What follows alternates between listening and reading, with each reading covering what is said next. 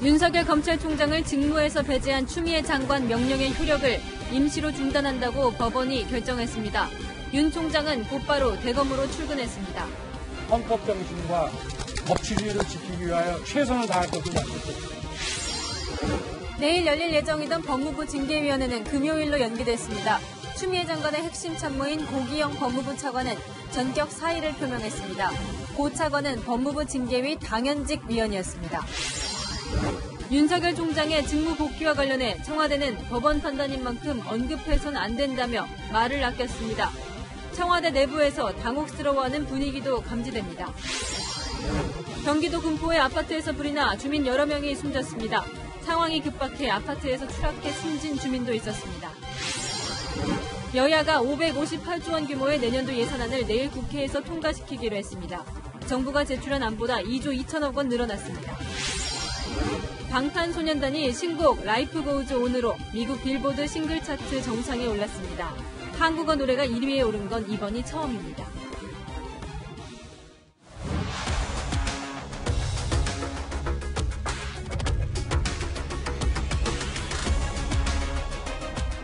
뉴스의 동정민입니다. 직무에서 배제됐던 윤석열 검찰총장이 일주일 만에 업무에 복귀했습니다.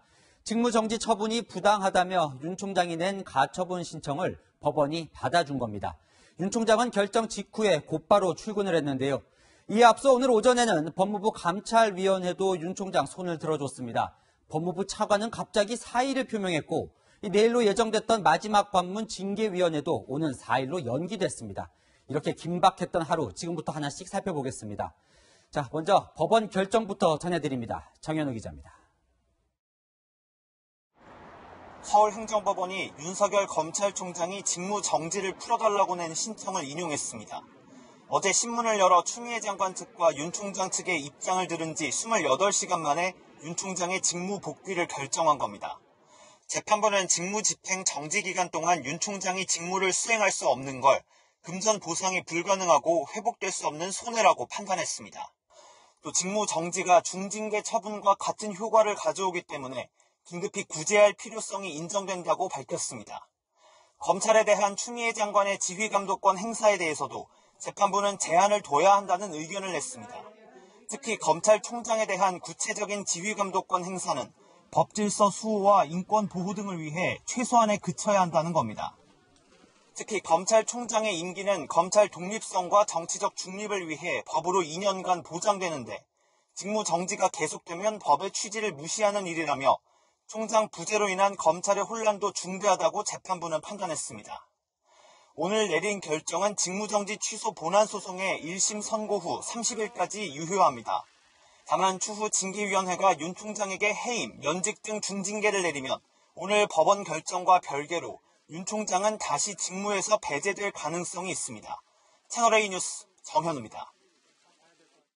자, 윤석열 검찰총장은 법원의 결정이 나오자 기다렸다는 듯이 곧바로 대검찰청으로 출근을 했습니다. 헌법 정신과 법치주의를 지키기 위해 최선을 다하겠다며 물러날 뜻이 없음을 분명히 했는데요. 대검 현장에 구자준 기자 나가 있습니다. 자, 윤 총장은 지금 이 대검찰청에서 그럼 업무를 보고 있나요? 네, 윤석열 검찰총장은 조금 전 오후 5시 10분쯤 이곳 대검찰청으로 나왔는데요. 지난달 24일 직무집행 정지 조치가 이루어진 지 일주일 만입니다. 윤 총장의 차가 아직 청사를 떠나는 모습은 보이지 않고 있습니다. 윤 총장은 대검 청사로 나오면서 취재진 앞에서 입장을 밝혔습니다. 그 내용 들어보시죠. 신속한 결정을 내려주신 사법부에 감사드립니다. 대한민국의 공직자로서 헌법 정신과 법치주의를 지키기 위하여 최선을 다할 것을 약속드립니다.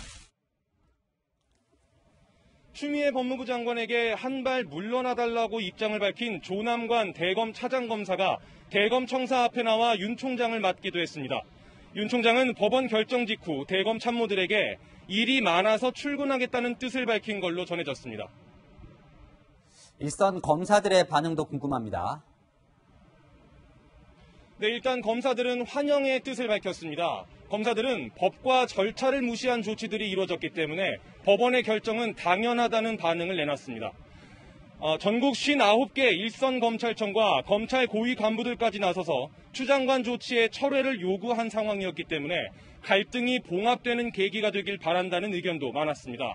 다만 법무부 징계위원회가 취소된 건 아니기 때문에 상황을 좀 더 지켜봐야 한다는 의견도 있었습니다. 지금까지 대검찰청 앞에서 전해드렸습니다. 윤석열 총장의 복귀 결정 직후 이 고기영 법무부 차관이 사의를 표명한 사실이 확인됐습니다.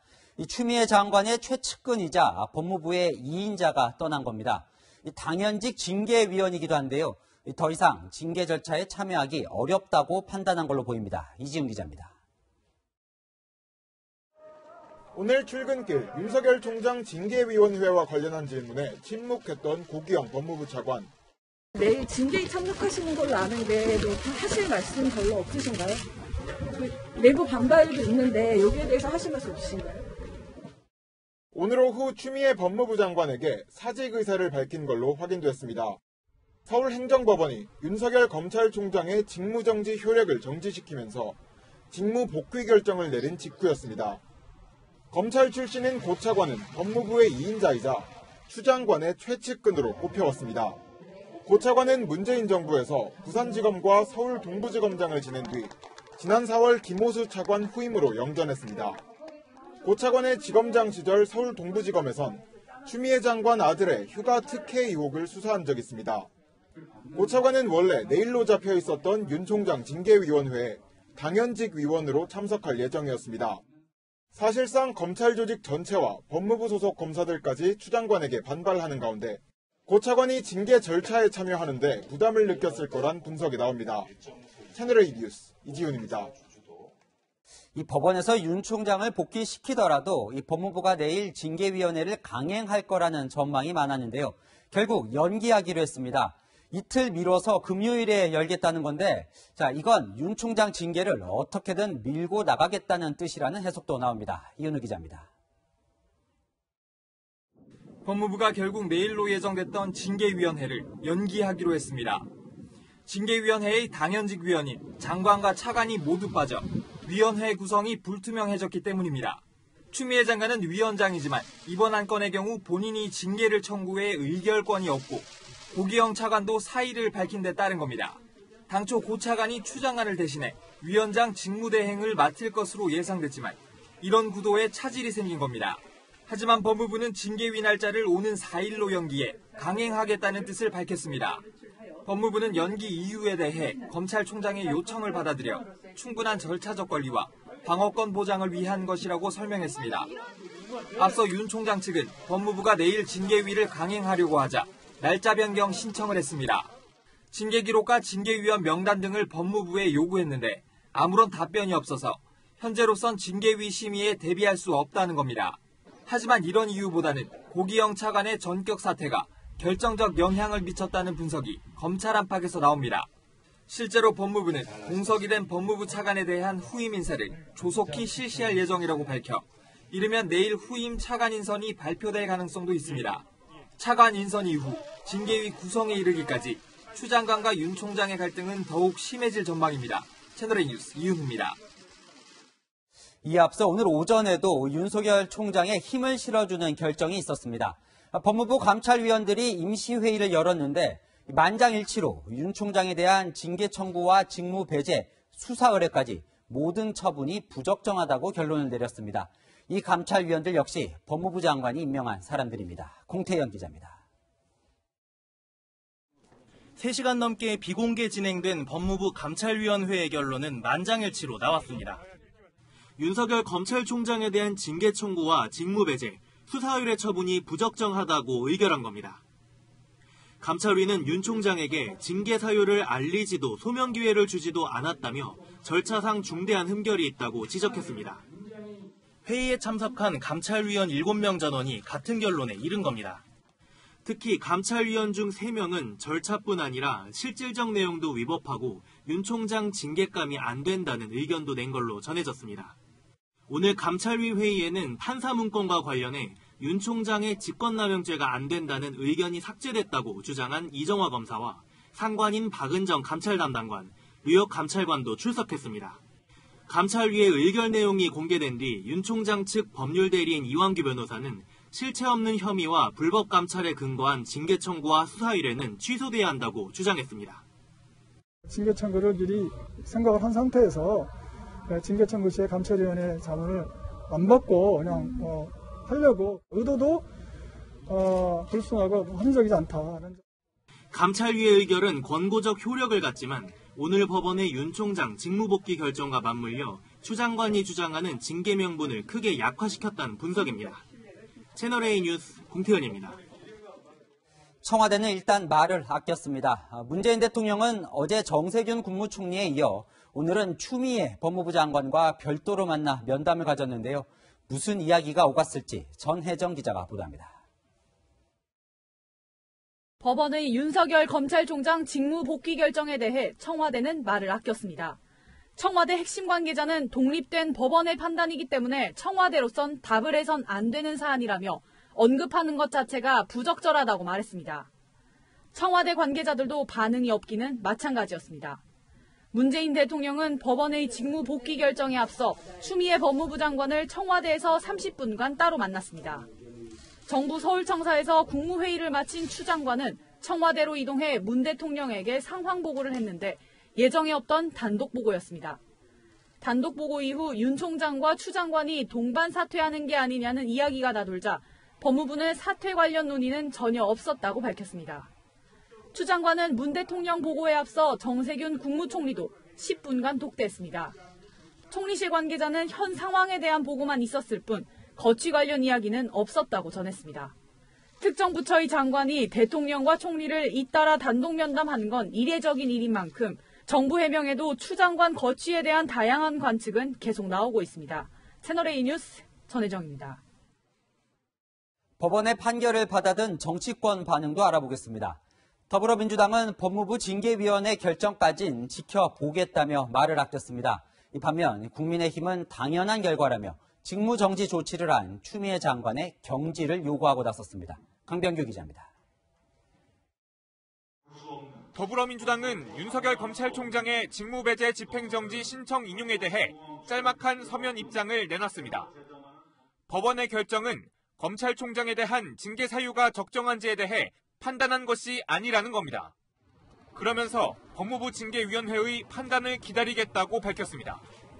한 민주당 의원은 법무부가 지명한 사람들로 이뤄진 징계위에서는 전혀 다른 결과가 나올 것으로 기대한다고 말했습니다. 당 일각에서는 추미애 장관이 무리하게 밀어붙인 게 아니냐는 우려도 나왔습니다.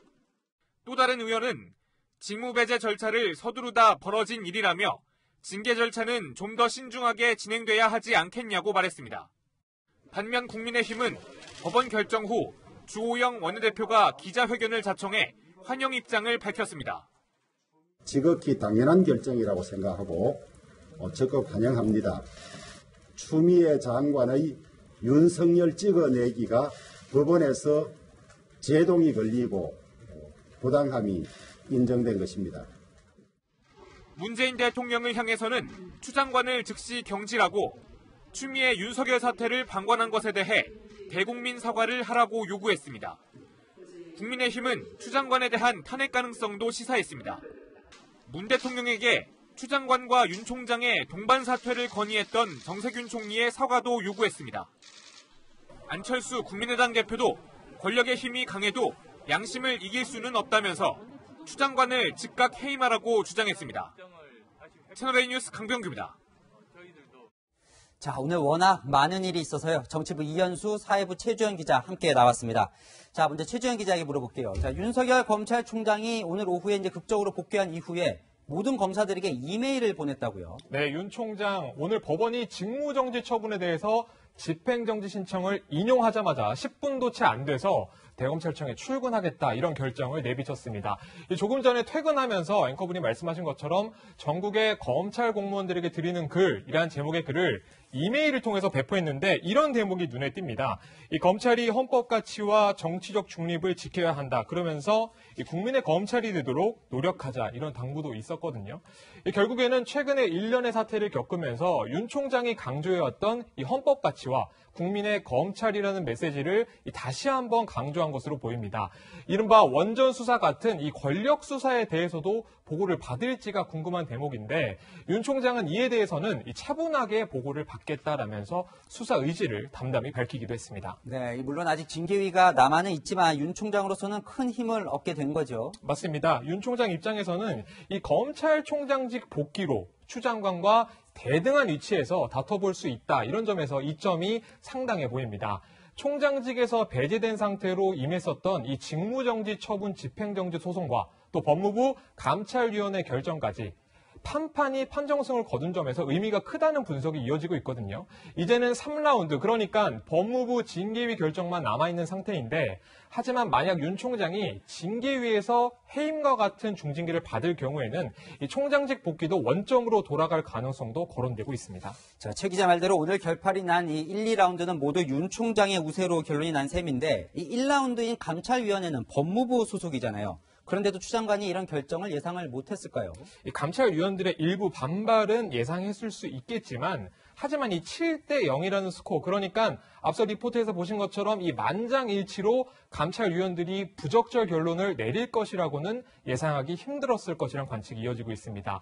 감찰위는 법무부 장관이나 혹은 감찰위원장 그리고 감찰위원 3분의 1 이상이 필요하다고 주장할 때만 열리는데 윤 총장 감찰권 같은 경우는 가장 마지막, 그러니까 위원들 주장으로 긴급히 열렸거든요. 네. 이 추 장관 입장에서는 감찰위를 원하지 않았던 것으로 보입니다.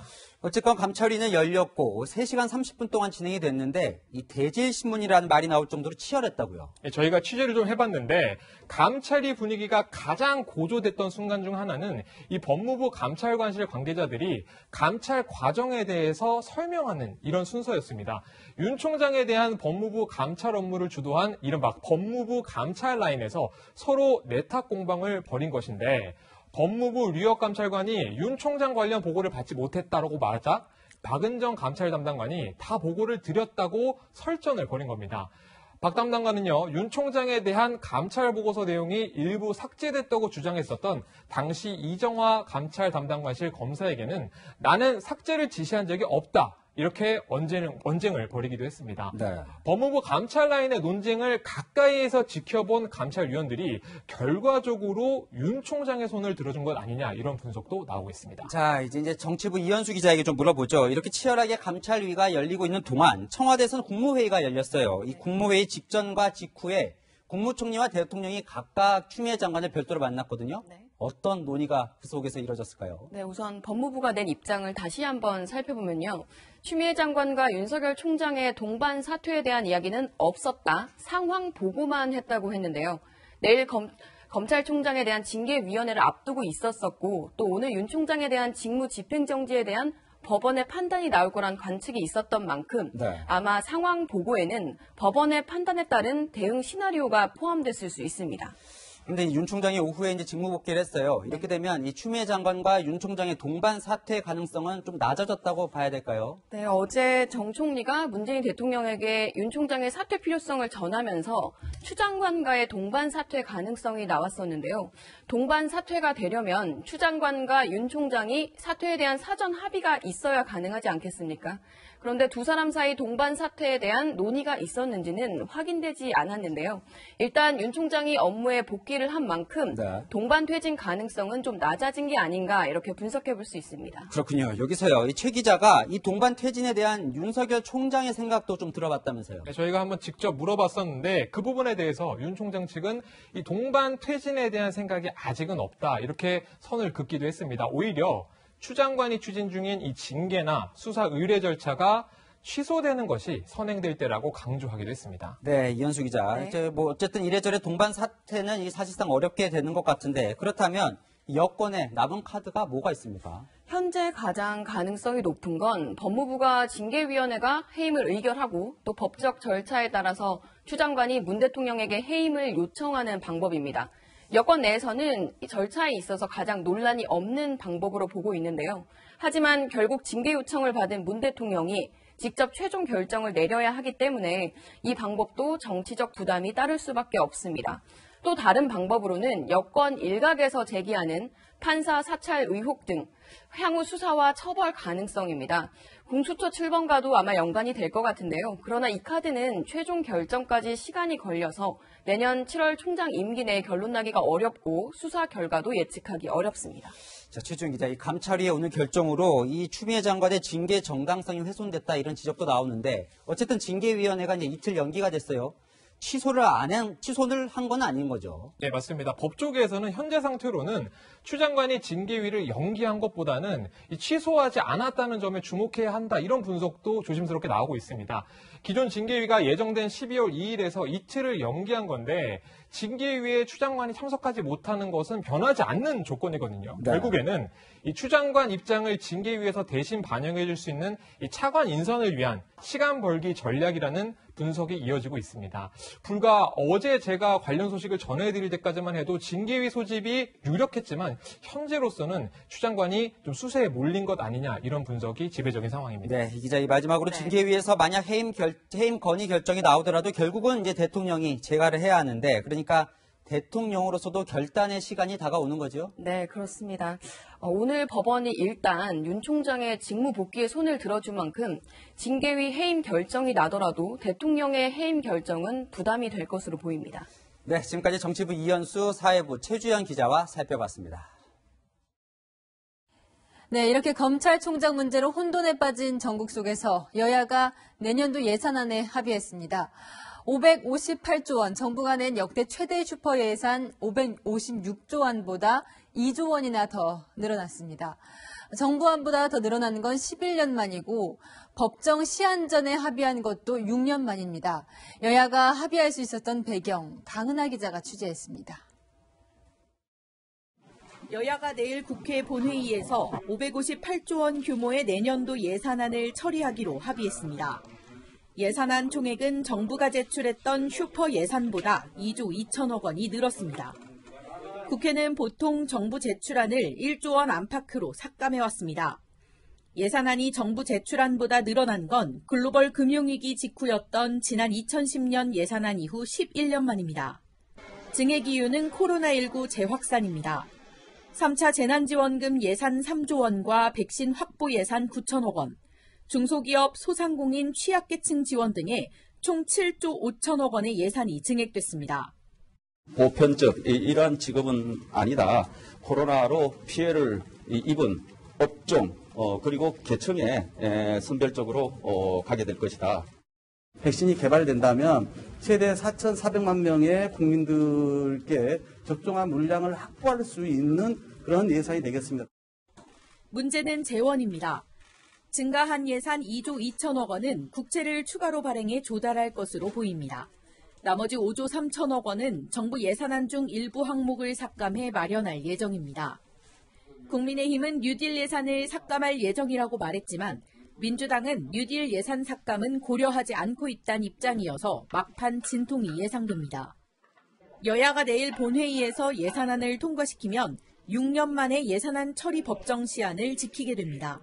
채널A 뉴스 강은하입니다.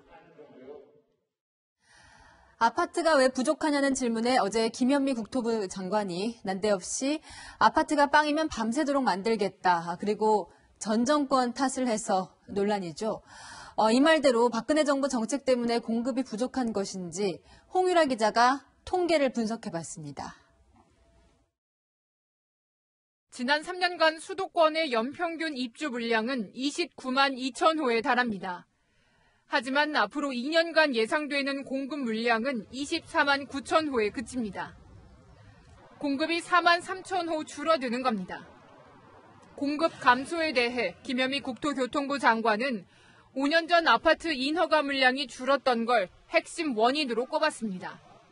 21년과 22년에 아파트가 일시적 공급이 줍니다. 오늘 우리가 보고에서 말씀드렸듯이 그 이유는 지금부터 5년 전에 아파트 인허가 물량이 16년에 대폭 줄었고 아파트 공급난을 과거 정부 탓으로 돌린 겁니다.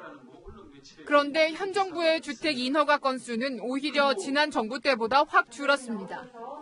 서울의 주택 인허가 통계를 보면 2016년 인허가 건수는 7만 건대로 10만 건을 넘는 2015년, 2017년보다 낮습니다. 그런데 현 정부 출범 이후인 2018년과 2019년은 6만 건대로 더 감소했습니다.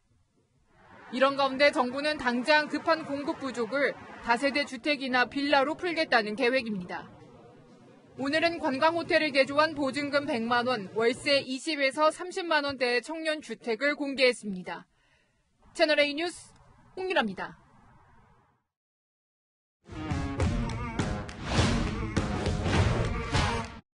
여랑야랑 정치부 이동은 기자와 함께합니다. 첫 번째 주제 보여주시죠. 네.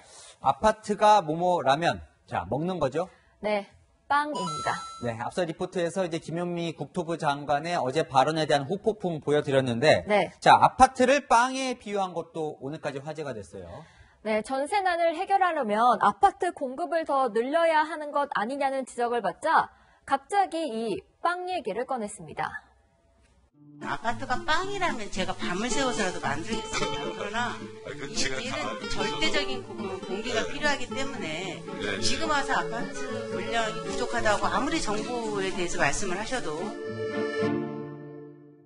네, 이 빵 발언을 두고 야당에서 비판이 쏟아졌습니다. 뭐 어떤 발언들을 했습니까? 네, 먼저 유승민 전 의원은 빵이 없으면 케이크를 먹게 하라고 했던 프랑스 왕비 마리 앙투아네트를 빗대 마리 빵투아네트 같은 소리라고 비판했습니다. 윤희숙 국민의힘 의원은 각자 좋아하는 빵이 다른데 어떤 빵을 좋아해야 하는지 정부가 국민을 가르칠 문제가 아니라고 지적했습니다. 네, 김연아 국민의힘 비대위원은 국민은 현미가 쌀이라면 당장 바꿀 거라며 김 장관 이름을 활용해서 지적했습니다. 지금 화면에 보이는 저 그림은 뭡니까? 네, 진중권 전 동양대 교수가 SNS에 올린 헨젤과 그레텔 속 한 장면입니다. 빵과 과자로 만든 집 같네요. 네, 김현미 장관님이 마련해 주신 집이라면서 비꼬았습니다. 사실 아파트가 빵처럼 금방 만들 수 없다는 건 뭐 당연한 말인데 이 말 자체보다 이 정책에 대한 불만 때문에 이런 비판이 나오는 거겠죠. 네, 우리가 안전하게 살아야 될 집인데 빵처럼 당장 만들기를 바라는 국민은 없을 겁니다. 정부가 현실적인 해결 방안을 제시해야 할 때가 아닌가 싶습니다. 네, 다음 주제 보겠습니다. 네. 정치공항 대 경제공항. 네. 김경수 경남지사와 관련이 있나 보죠? 네, 민주당은 오늘 부산, 울산, 경남 지자체장과 동남권 신공항 추진단 화상 간담회를 열었는데요. 친문 핵심 김경수 경남지사가 이런 말을 했습니다. 김해공항 확장은 정치적 결정에 의한 정치공항이었습니다. 그렇지만 가덕 신공항은 우리 지역 경제에 꼭 필요한 경제공항입니다. 프레임을 짰네요. 김해공항은 정치공항, 네. 가덕도 신공항은 경제공항 이렇게요. 네, 하지만 야당 일각에서는 가덕도 신공항이야말로 부산시장 보궐선거를 노린 정치공항 아니냐는 비판을 하고 있는데요. 민주당은 늦어도 내년 2월까지 가덕도 신공항 건설 촉진 특별법을 통과시키겠다고 벼르고 있습니다. 그러니까 내년 4월 이 보궐선거 전에는 반드시 통과를 시키겠다는 거네요. 네, 국민 세금이 무려 10조 원이 들어가는데 예비 타당성 조사도 생략할 걸로 보입니다. 자, 그런데 이 남중권 신공항 얘기도 나오던데 이 남중권은 어디입니까? 네, 경남 사천을 중심으로 남중권 신공항을 요구하는 목소리가 국민의힘에서 나오고 있는데요. 논란이 많은 가덕도 대신에 이 사천에 신공항을 짓자는 겁니다. 특정 지역을 미리 예단해놓고 국가의 100년 대계 사업을 하지 말라는 것입니다. 남중권 사천시 슈퍼맨입니다. 그 지역도 어느 지역보다 좋습니다. 예산도 적게 듭니다. 사천에는 이미 공항이 있지 않나요? 네, 있는데 24시간 관문 공항을 따로 짓자는 겁니다. 표가 된다 싶으면 나라 살림보다는 자신의 지역부터 챙기는 모습은 민주당이나 국민의힘이나 다르지 않아 보입니다. 오늘의 여랑야랑은 공항 짓는 돈 다 국민 세금이라는 뜻에서 국민의 돈으로 정해봤습니다. 정치공항이든 경제공항이든 이 국민 돈으로 진짜 지어야 하는 건지 그것만 좀 따져보면 좋겠습니다. 지금까지 여랑야랑이었습니다.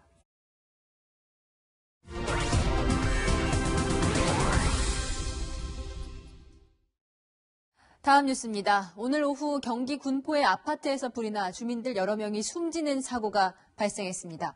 현장에 취재기자가 나가 있습니다. 자, 김재혁 기자, 피해가 큰데 화재는 진압됐습니까?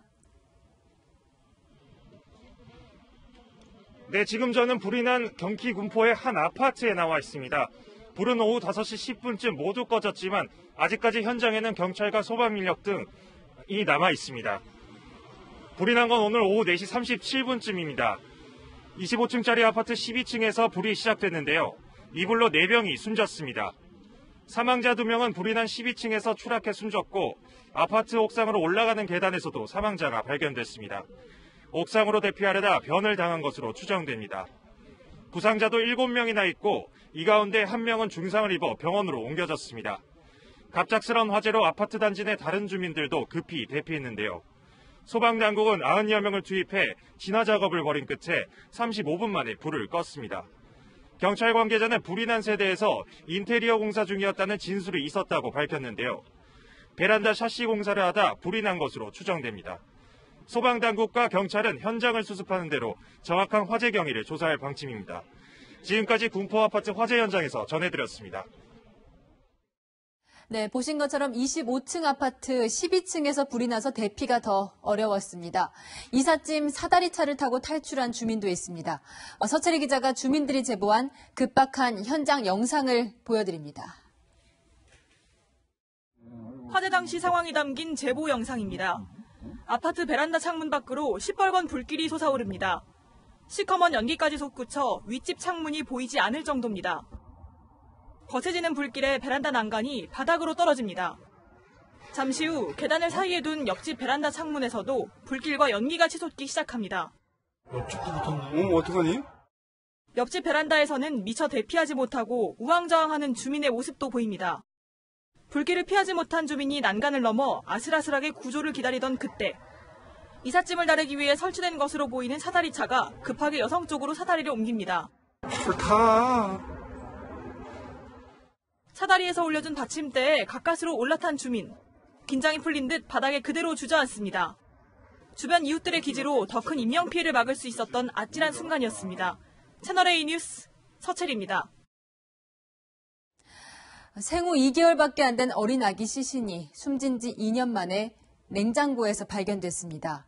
쓰레기 쌓인 집에서 생활하던 어린 남매 2명을 지켜보던 이웃들이 걱정스러운 마음에 신고를 했는데 시신까지 발견하게 된 겁니다. 미혼모인 엄마는 2년 전 집에서 혼자 쌍둥이를 낳았고 아이가 숨지자 경찰에 신고하지 않았습니다.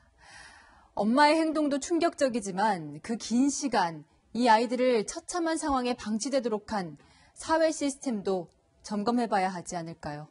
공국진 기자가 취재했습니다. 발 디딜 틈 없을 정도로 쓰레기가 널려 있습니다. 43살 조모 씨가 8살과 2살 아이를 양육하던 집 내부 모습입니다. 수거된 쓰레기만 5톤. 냉장고 냉동칸에선 생후 2개월 된 남자아이 시신이 발견됐습니다. 조 씨가 아이들을 방임하고 있다는 이웃 신고에 지자체와 아동보호기관, 경찰이 조사를 벌이던 중 발견한 겁니다. 조 씨는 아이가 죽은 뒤 냉동실에 넣어 2년간 방치했다고 자백했습니다. 집에 이제 쓰레기가 많다 말이죠. 자기 집에서 밥을 조금 이제 간혹가다 이제 밥을 준다. 이런 정도 해서 그 쓰레기를 좀 치워줄 수 있는 방법이 있습니까? 이렇게 이제 처음에 이렇게 신고가 됐어요. 숨진 남자아이는 여자아이와 이란성 쌍둥이였습니다. 큰아들은 학교에 다니며 정상적인 활동을 했지만 쌍둥이 자녀는 출생신고조차 돼 있지 않았습니다. 이웃들은 쌍둥이가 있다는 이야기는 들었지만 얼굴 한번 보지 못했습니다. 사촌 동생 애기도 보고 있다 했어요. 우리는 그렇게 알고 있었지. 경찰 조사에서 조 씨는 집에서 홀로 출산해 출생신고를 안 했다고 진술했습니다. 출생신고를 하려면 의사나 분만에 관여한 사람이 작성한 출생증명서가 필요한데 이게 없다는 이유였습니다. 출생신고할 때 증인 필요하잖아요, 증인. 본인 진술이 전혀 그런 주변에 그 해줄 만한 사람이 전혀 없고 아무도 없고 그래서 그냥 출생신고를 못했다. 1차 부검에선 아이 시신에 별다른 상처가 나오지 않았고 경찰은 정확한 사인 파악을 위해 정밀 부검 결과를 기다리고 있습니다. 남겨진 아이들은 보호시설에 위탁됐는데 요수 씨는 아이에 대한 출생신고를 진행하기로 했습니다. 채널A 뉴스 공국진입니다. 지난 6월 폭언과 폭행에 시달리다 극단적인 선택을 한 트라이애슬론 국가대표 최숙현 선수 사건 기억하실 겁니다. 관련자 처벌은 제대로 되고 있는 건지, 체육계 폭력은 근절됐는지 우현기 기자가 다시 가봤습니다.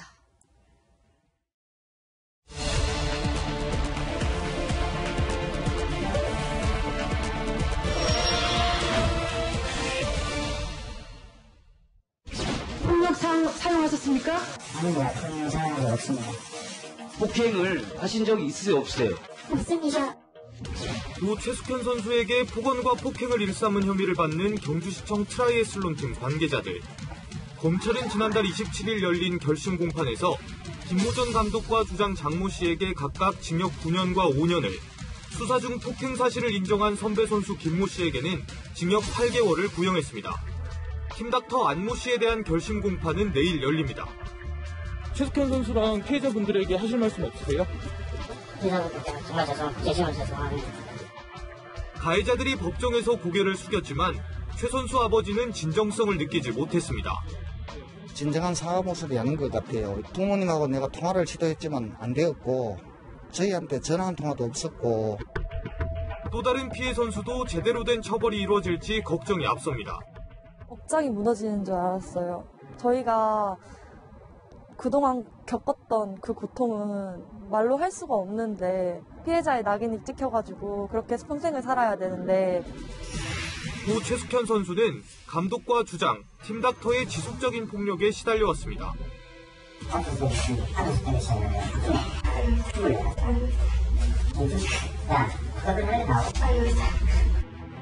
고통의 흔적은 일기장에도 고스란히 남아있었습니다. 현재 팀은 어떻게 운영되고 있는지 숙소에 가봤습니다. 불이 모두 꺼져 있고 몇 달째 수도 요금도 밀려 있습니다. 경주시 체육회는 새로운 감독을 뽑아 내년부터는 남자팀만 운영하기로 했습니다. 여자팀은 사실상 공중 분해된 겁니다. 선수단 숙소는 경산에서 경주로 옮깁니다. 관리 감독도 잘 안 되는 측면도 있고 12월 달부터는 숙소랑 운동할 수 있는 근거지를 경주에 마련하려고 지금 계획하고 추진하고 있습니다. 체육계 폭력이 완전히 뿌리 뽑힌 건 아닙니다. 문화체육관광부가 지난 8월 실시한 조사에서 응답자 7명 중 1명은 최근 3년간 폭력을 겪었다고 답했습니다. 최 선수의 피해 신고를 받고도 신속하게 조사하지 않은 사실이 드러난 대한체육회는 뒤늦게 추가 대책을 만들었습니다. 인권 전문가를 보내 실업팀 합숙 훈련을 점검하고 지역별 한라인 신고제를 운영하기로 한 겁니다. 문체부는 별도 기관인 스포츠윤리센터를 만들어 지난 9월부터 상담 신고도 받습니다. 센터에는 폭력 관련 신고가 지속적으로 접수되고 있습니다. 체육계의 폭력 실태나 또 예방을 위해서 징계 정보 시스템을 구축하고 있고요. 예방을 위한 교육과 실태 조사를 진행할 예정으로 있습니다. 최 선수 아버지는 감독이 절대 권력을 갖는 체육계 문화가 바뀌어야 한다고 말합니다. 선수가 어리면 부모는요, 감독한테 직설도 못합니다. 감독이 그 부모의 그런 마음을 이용한 것 같아요. 이제는 앞으로는 진짜 인권을 유린하는 그런 스포츠인들이 없어도 좋겠습니다. 가해자들에 대한 1심 선고는 오늘 18일 내려집니다.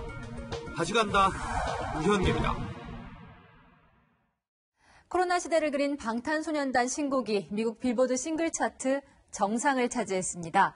한국어 곡이 1위에 오른 건 역사상 처음이라 더 의미가 있습니다. 이현용 기자입니다.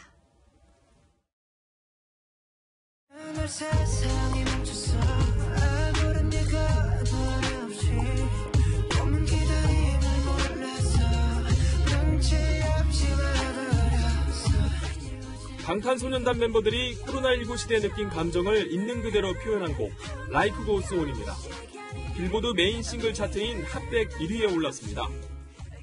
변화된 일상에 우리가 삶을 유지하는 방법을 좀 알려주면 좋지 않을까라는 이야기를 하게 되었는데 멤버들 모두 너무 좋은 것 같고 공감을 하게 돼서 빌보드 차트 62년 역사상 한국어 곡이 정상을 차지한 건 이번이 처음입니다.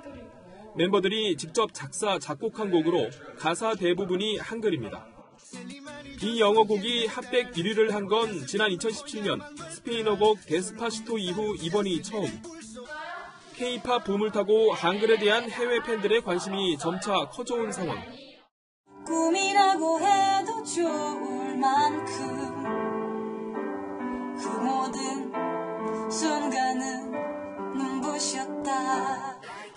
미국 잡지 포브스는 라이프포스 1의 1위를 두고 인종차별과 외국인 혐오의 뿌리를 둔 서구 음악 산업의 낡은 관습을 뒤집은 것이라고 평했습니다. 한국어 가사가 들어가 있는 많은 곡들이 상위권에 많이 올라갔던 경력들이 있고 이런 것들이 누적되면서 빌보드 차트에도 굉장히 큰 의미 있는 변화라고 얘기할 수 있을 것 같습니다. 이런 가운데 방탄소년단과 같은 한류 스타들도 병역을 30세까지 연기할 수 있도록 한 병역법 개정안이 오늘 국회를 통과했습니다. 채널A 뉴스 이현용입니다. 네, 병역병 관련 뉴스가 또 있습니다. 군이 내년부터 현역병 기준을 대폭 낮춥니다. 병역 자원이 부족하기 때문이라는데 앞으로는 온몸에 문신이 있어도 체중이 많이 나가도 보충력이 아닌 현역으로 분류됩니다. 최선 기자입니다. 영화 단골 소재로 등장하며 폭력배의 상징이 된 온몸 문신. 돈 많아요? 많이 물어줄 거냐고. 혐오감을 준다는 이유로 문신 크기에 따라 군 입대를 결정해왔습니다. 지금은 부분 문신만 현역 대상이지만 내년부터는 온몸에 문신을 해도 3급 현역으로 분류됩니다. 문신에 대한 부정적 인식이 줄었기 때문이라고 군은 설명했습니다. 몸무게에 따른 현역병 입대 기준도 달라집니다. 키 175cm 남성의 경우 저체중은 52kg 이하에서 48kg으로 과체중은 102kg에서 108kg까지 기준이 완화됐습니다. 평발 기준도 함께 완화됐는데 병역 자원 부족에 따른 불가피한 조치입니다. 지난해 기준으로 3급 이상 현역병 판정자는 26만여 명, 4급 보충역은 4만여 명입니다. 현역 판정 기준을 2014년 이전 수준으로 환원하여 현역병 입영 대상을 확대할 계획입니다. 30만 명대 수준을 유지하던 만 20세 남성 인구수는 내년에는 20만 명대로 급감해 군은 비상이 걸렸습니다. 상당히 병력의 병역자원 확보가 어려울 것으로 예상이 됩니다. 남북 대치 상황에서 북한군은 128만 명, 우리 군은 50만 명 수준입니다. 채널A 뉴스 최선입니다. 지난주 이란 핵 과학자 암살 사건 경위가 드러나고 있습니다. 첩보 영화 장면처럼 치밀했고 잔인했습니다. 황하람 기자입니다. 이란 핵무기 개발의 아버지로 불리는 과학자 모센 파크리자데가 암살당한 건 지난달 27일 수도 테헤란에서 동쪽으로 80km 떨어진 소도시 압사르드에서 발생했습니다. 파크리자데는 아내와 함께 방탄승용차를 타고 앞뒤로 무장 경호원 호위를 받으며 이동 중이었습니다. 그런데 교차로로 진입해 속도를 늦추는 순간 길목을 지키고 있던 트럭에서 원격 조종 기관총이 난사됐습니다. 놀란 파크리자데가 차에서 나와 피신하자 SUV와 오토바이에 나눠 탄 무장 괴한들이 다가와 2차 총격을 가했고 기관총이 설치됐던 트럭은 자폭장치로 폭파됐습니다. 앞서 테러범들은 현장 CCTV는 물론 구조를 요청할 수 없도록 통신까지 끊어놓은 걸로 전해졌습니다. 목격자들은 할리우드 액션 영화 같았다며 당시 현장 상황을 설명했습니다. 범인이 누군지는 아직 밝혀지지 않았지만 이란은 이스라엘을 의심합니다. A key part of the plan was to form new organizations to continue the work. This is how Dr. Mohsen Fakhrizadeh, head of Project Ahmad, put it. Remember that name, Fakhrizadeh. 이란군은 이스라엘 정보기관 모사드를 암살 배후로 지목하고 미사일 반격까지 거론했습니다. ما حتما جنایتکاران رو تا انتها تعقیب میکنیم. باید بدانند که به سزای عملشون خواهند رسید. 이에 대해 이스라엘 정부는 인정도 부정도 하지 않고 있습니다. 그러면서도 파크리자데 죽음은 중동과 전 세계에 도움이 됐다며 이란의 보복에 대비해 모든 제외 공간에 최고 수준의 경계 태세를 유지하라고 지시했습니다. 채널A 뉴스 황아람입니다.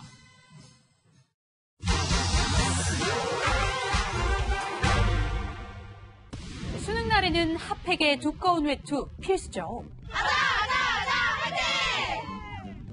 대학 수학능력 시험이 이틀 앞으로 다가왔습니다. 수능 날은 이상하게 추웠다며 이쯤 되면 수능 한파도 과학 아니냐 이런 반응도 있는데 사실인지 알아봤습니다. 지난 10년간 수능 당일 한파주의보가 내려진 건 언제일까요? 정답은 2014년과 2019년 단 두 차례입니다.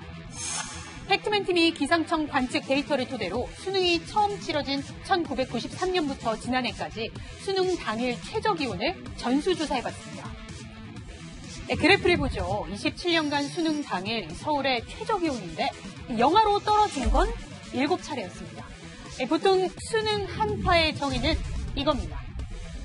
수능 치르는 시기가 되면 기온이 갑자기 내려가는 현상. 이번엔 역대 수능일과 같은 날짜에 30년치 평년 최저 기온을 비교해봤는데요. 수능일이 평년보다 더 추웠던 건 10차례였고 이 중 기온이 수능 전날 또는 그 전날보다 5도 이상 뚝 떨어진 건 6차례였습니다.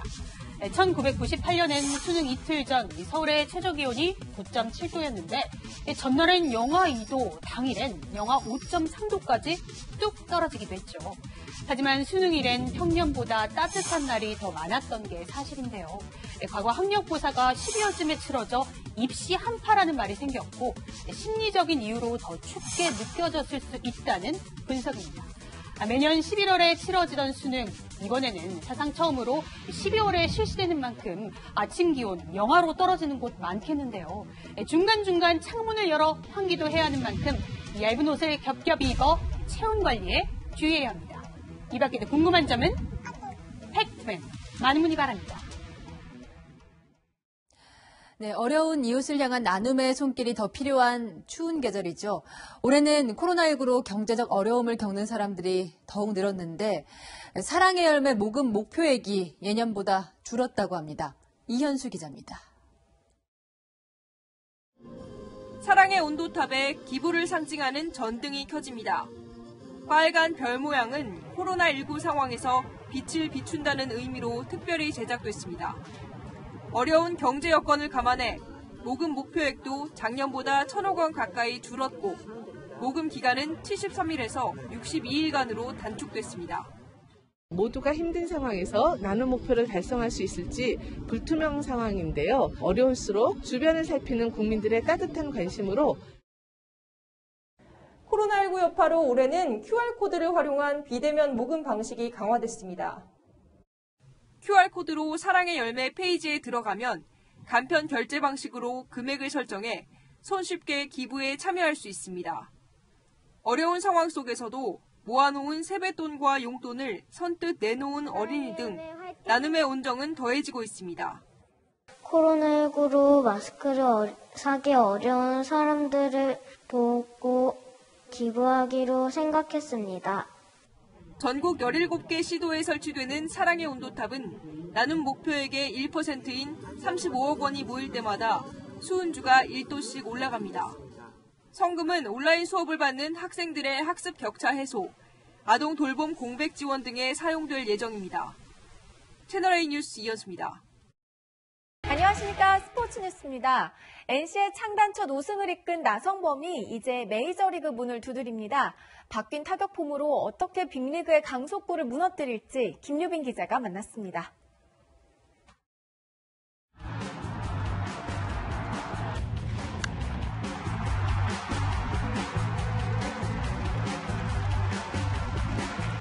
나성범이 빅리그 도전의 공식 절차를 시작했습니다. 들어가고 싶은 팀이 있을까요? 팀이야 어느 팀이든 가면 되게 좋은 거죠. 지난해에도 미국 진출을 준비했지만 뜻밖의 무릎 부상에 충격이 컸습니다. 다치고 나서는 과연 나한테 또 이런 기회가 올 수 있을까? 하지만 올 시즌 그는 완전히 달라진 채로 돌아왔습니다. 홈런 34개, 3할 2푼 4리의 타율에 장타율, 출루율도 빼어났습니다. 특히 변화를 준 타격폼이 올 시즌부터 빛을 보기 시작하면서 빠른 공 대처 능력은 데뷔 후 최고였습니다. 강속구 투수들이 즐비한 메이저리그 연장력에도 한 발 다가선 겁니다. 지금에 만족하면 안 될 것 같고 좀 더 많은 연습을 통해서 더 강한 공 던졌을 때 대응할 수 있는 그런 폼을. 완성형 타자가 되어가고 있지만 지난해 부상 전력을 만회하려면 수비 보강이 과제입니다. 힘 있는 타자로서의 가치는 상당히 인정을 해주는 것 같고요. 겨울 동안에 우익수뿐만이나 자유투수비 이런 부분도 좀 보강을 해야 될 것입니다. 미국 현지 언론들은 기대 반 우려 반의 시선으로 나성범의 포스팅 공시를 비중 있게 다루고 있습니다. 채널A 뉴스 김유빈입니다. 프로농구에는 모기업 사정으로 올해가 마지막 시즌이 될지도 모르는 팀이 있습니다. 인천 전자랜드인데요. 그럼에도 팀은 똘똘 뭉쳐 창단 첫 우승을 노리고 있습니다. 사공성근 기자입니다. 지난 시즌 기량발전상을 받은 전자랜드 김낙현. 이번 시즌에는 더욱 정교해진 슈팅으로 전자랜드 돌풍을 이끌고 있습니다. 경기당 3점 슛을 2개 이상 넣는 슈터 중에 가장 높은 성공률을 자랑합니다. 특히 정점에서 던지는 풀업 점퍼로 집중 수비도 뚫어내고 있습니다. 풀업 점퍼를 하면 체력 소모가 많이 되긴 합니다. 오히려 그게 더 성공률이 좋고 또 막기도 어려워하고 저에게 수비가 몰리면 또 동료들 찬스도 나고 하기 때문에. 비결은 탄탄한 하체 밸런스입니다. 어떤 상황에서든 자유자재로 슛을 던지고 수비가 몰리면 여지없이 빈 동료들에게 패스를 뿌립니다. 김낙현이 지난해보다 어시스트를 더 하면서 팀 공격도 더 무서워진 겁니다. 올 시즌 공동 2위를 달리는 전자랜드. 하지만 재정 악화로 이번 시즌을 끝으로 농구단 운영을 포기했습니다. 마지막인데 뭔가 보여줘야 된다라는 그런 마음가짐이 아니라 일단 선수는 코트에 서면은 팬 여러분들께 최고의 경기력을 보여줘야 되는 게 맞기 때문에 정말 즐기자는 마음. 어쩌면 마지막일지도 모르는 올 시즌. 그래서 첫 우승은 더 간절합니다. 채널A 뉴스 사공성근입니다. 수능일을 앞두고 올해도 어김없이 추위가 이어지고 있습니다. 예비 소집일인 내일과 수능 당일인 모레도 영하권 추위가 계속되는데요. 이틀 모두 내륙은 눈비 걱정 없겠고요. 수능 당일에는 찬바람의 강도가 강해져서 체감온도가 1도에서 3도 더 낮아져 춥겠습니다. 수험생들은 시험장 이동하실 때 두툼한 외투 챙겨 입으시고요. 시험장 내 주기적인 환기가 이루어지기 때문에 얇은 옷을 여러 벌 입어서 체온 관리 해주셔야겠습니다. 금요일에는 영하 20도 안팎의 찬 공기가 밀려와서 북풍이 강해지고요. 추위가 일시적으로 더 강해지겠습니다. 당분간은 비 소식이 없어서 갈수록 공기는 메마르겠습니다. 날이 건조해지면서 화재 사고도 증가하고 있는데요. 집안에 피복이 벗겨진 전선이 없는지 확인하고 외출 시에는 난방용품의 전원을 반드시 끄고 전기 코드를 빼놓는 안전한 생활 습관 지키시기 바랍니다. 날씨였습니다.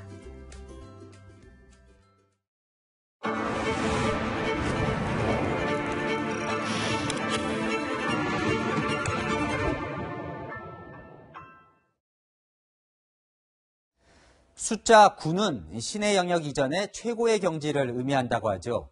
바둑 9단, 정치 9단처럼요. 저희 채널A가 개국 9주년을 맞았습니다.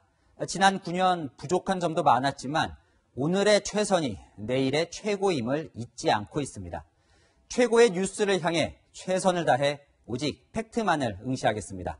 오늘 클로징은 뉴스 9단을 향해로 하겠습니다. 오늘 뉴스 여기까지입니다. 내일도 뉴스입니다.